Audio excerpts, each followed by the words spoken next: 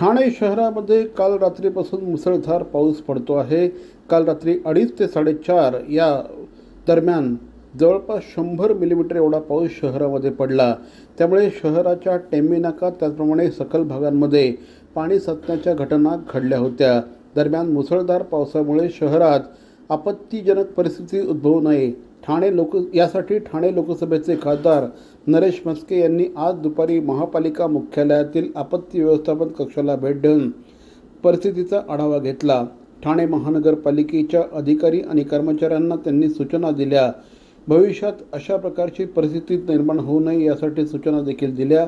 याप्रसंगी महापालिकेचे अतिरिक्त आयुक्त संदीप माळवी हे देखील उपस्थित होते. महापालिकेची यंत्रणा आणि सगळीकडे पाऊस जास्त झाल्यामुळे जे काही उपाययोजना आहे त्याचं नियोजन आहे या कामाचा आढावा आम्ही या ठिकाणी घेतला.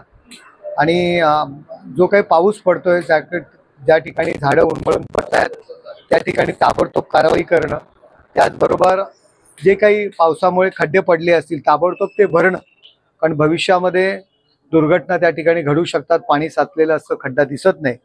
फार कमी अशा काही घटना आहेत किंवा कमी ठिकाणी या ठिकाणी अशा पद्धतीचे खड्डे पडलेले आहेत, परंतु ते सुद्धा ताबडतोब आपण भरायला लावलेलं आहे. ज्या ठिकाणी सखल भाग आहे त्या ठिकाणी महानगरपालिकेने काळजी घेतली होती. त्या ठिकाणी पंप, माणसं इन ॲडव्हान्स त्या ठिकाणी लावली गेली होती. आणि कायम तो जो काही उपाय आहे त्या दृष्टीने सुद्धा आपण प्रयत्न करतोय. CP Goenka International School, nurturing talent at young age for scholastics, sports and performing arts in global perspective. Proud to have world toppers and country toppers in 10th standard Cambridge examinations.